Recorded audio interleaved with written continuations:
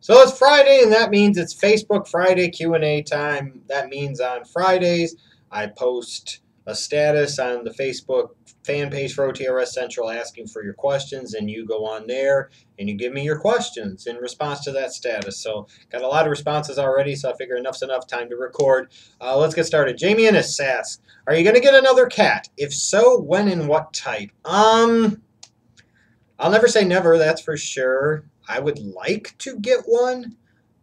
Summer loves cats, so that's not an issue at all. The issue is more so that Ashley is allergic to cats, like pretty bad.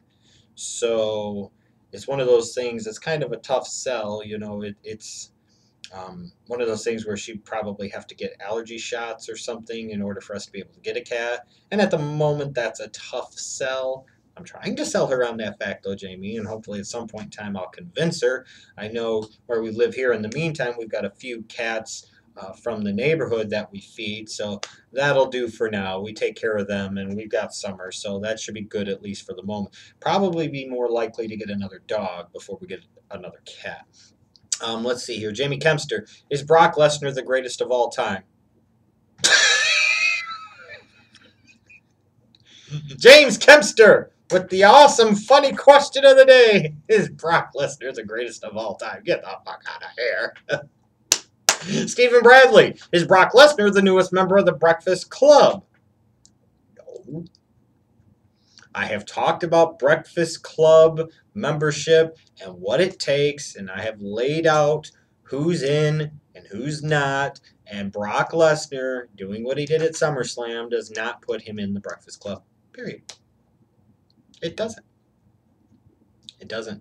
Just saying. Henry Lamas. If you had to choose to release any of the newly signed talent, who would it be? Kenta, Kevin Steen, or Prince Devitt? Out of those three, probably Kenta, just based off of the WWE's history of how they feature Asian wrestlers, honestly. Sean McGlinchey. Who do you think is more deserving of a main event spot at WrestleMania 31, Roman Reigns or Bray Wyatt? In terms of the characters and what they bring to the table, probably Bray Wyatt, but that might not be the most reality-based from the WWE standpoint. At this particular moment, I would say maybe Roman Reigns, just because of how the WWE machine likes to feature guys like Roman Reigns. But in terms of all-around talent, in terms of number of tools that they have, Bray Wyatt, in a way, is a bit of a five-tool talent, so I would go with him. Let's see here.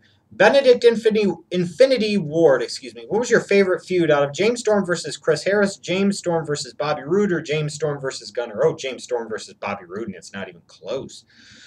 Derek Pfeiffer, I believe it is, or Pfeiffer, whatever. What are your top three pay-per-views since 2010? Top three pay-per-views since 2010. I know I'm going to leave a TNA one out, so I apologize ahead of time. I would put Extreme Rules 2012 in that category for sure. I would actually go WrestleMania 28 because that was a show that actually felt like a WrestleMania after a few straight years of real disappointments when it came to WrestleMania. So I think I would have to put that show in there. And I can't really think of the third one. Maybe this is just my age. Yeah, but those would be two shows. They were back to back. It was WrestleMania 28, and then the even better show from a in-ring standpoint, at least, Extreme Rules 2012. Those would be two that really stand out to me. Ryan Gorman, what would you think is the feud of the year so far? It's got to be Ambrose and Rollins. That's got to be the feud of the year. I'm sure WWE will try and spin it and say it'll be Cena and Lesnar or Lesnar and Taker or some dumb dick shit, but it's Ambrose and Rollins to me right now, and again, that's not even close. Let's see here. Scroll down a little bit.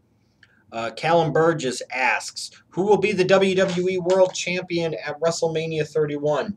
Heading into the show, it'll either be John Cena or Brock Lesnar. Leaving the show, it'll more likely than not be Roman Reigns. I could always throw The Rock in there, though. Ben Scott, who runs a wrestling company better, Jeff Jarrett or Dixie Carter?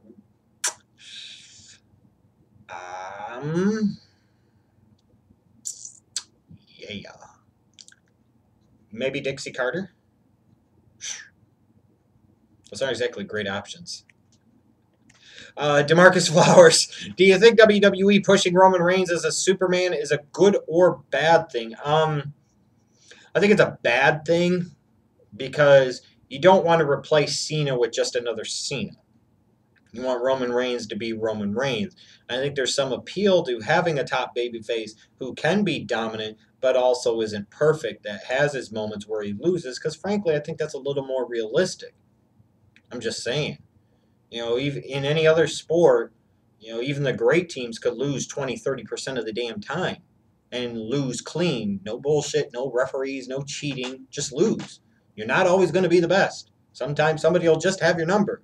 This has always been a big disconnect to me with the wrestling business and reality, especially sporting reality.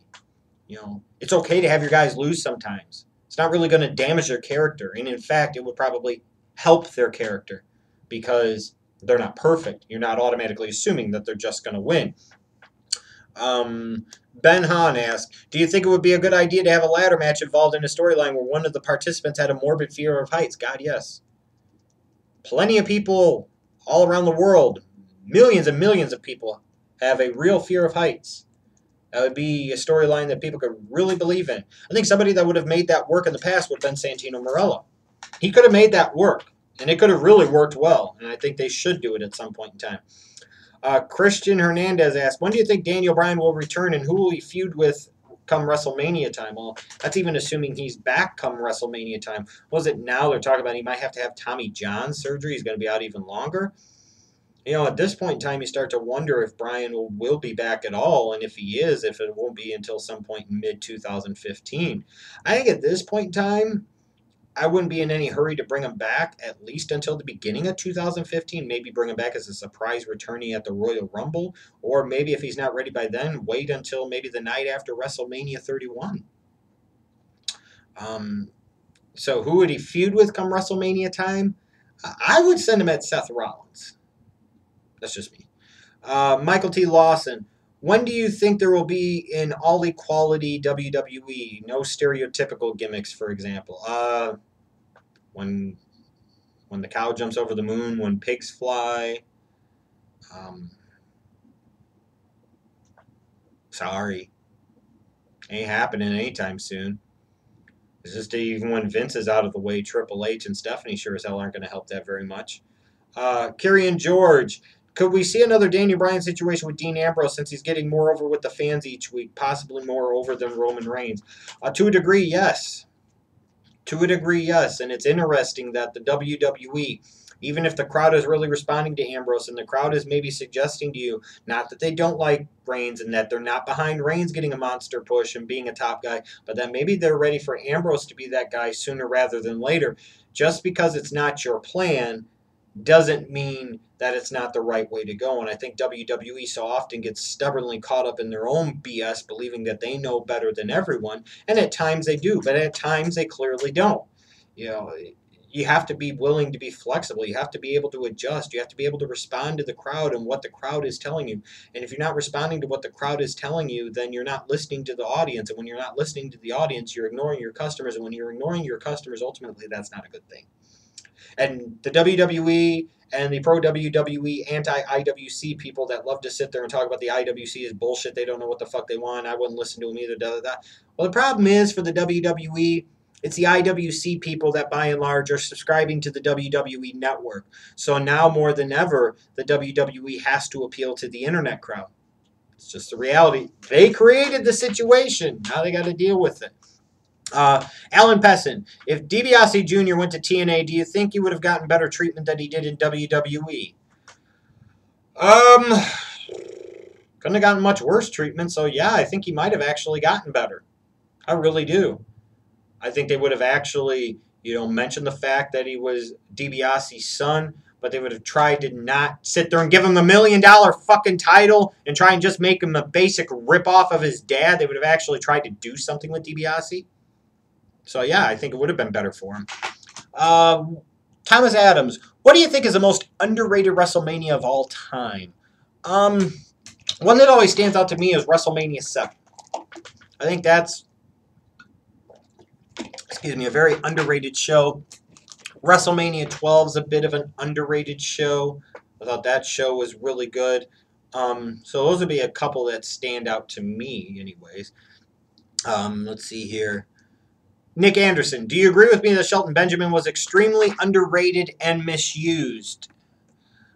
Underrated? Again, depends on the audience that you're playing to. The internet loves Shelton Benjamin. Do I think he was misused? Yes. Do I think he could have at some point in time made him a world champion? Yes. Could he talk? No. Did he need to talk? No, not necessarily. Could have stuck a manager with him. Could have done something with him. Could have worked around the fact. Could have just made him a guy that didn't have to talk a whole lot. I'm just saying.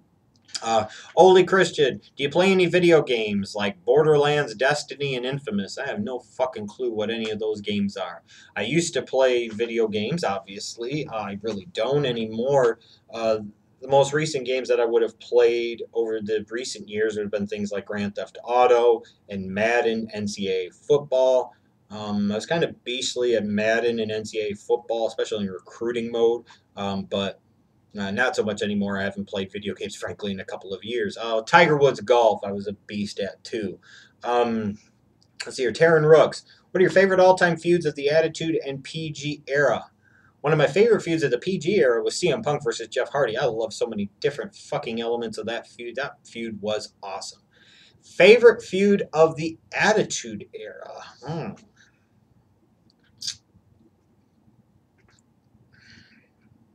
I won't say Austin McMahon. It was a great feud, and I enjoyed it tremendously. The comic relief of Big Boss Man versus Big Show was fucking awesome. Tears that are so sorry to hear that your dad finally croaked. Big Show, you're a bastard because your mama said so. Ha! Ha! Ha!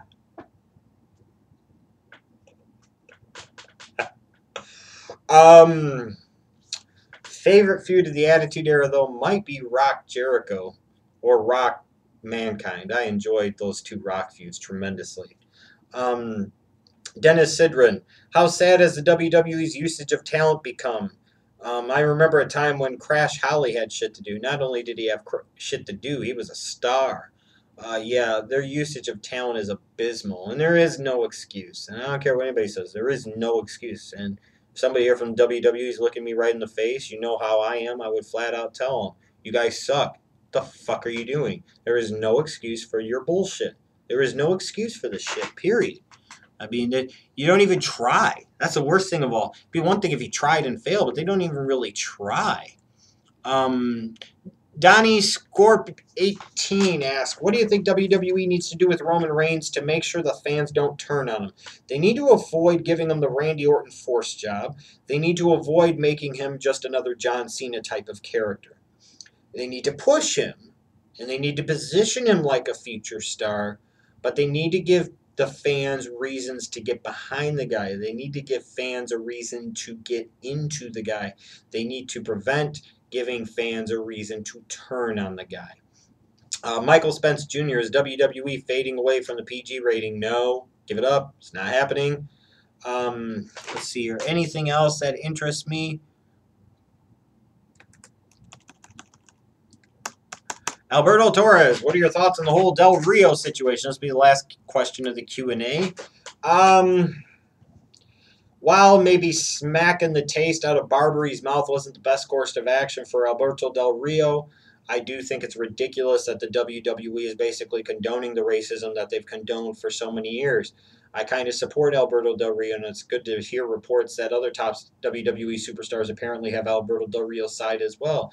You know, there's a Vince McMahon and Triple H playing the corporate game of being afraid of a lawsuit. Well, what about ADR suing for an uncomfortable and hostile work environment being created by a Barbary? You know, ADR could sue, and he'd have just as much right to sue. You know, so it's a shame and it's sad. I mean, I'm not an ADR fan. I thought he was boring. I thought he was a waste of space. But at the same point in time, you know, I applaud him for not taking that shit, and I applaud him for standing his ground, and frankly, wish more people in the world would stand their ground when they need to, but not the type of Florida stand your ground, if you know what I mean. So anyways, thanks for all of you that participated by submitting your questions for this Facebook Friday Q&A. Stay tuned all weekend long for more content here on OTR Central. I'll be back Monday for a Twitter Q&A, so I'll see you guys later.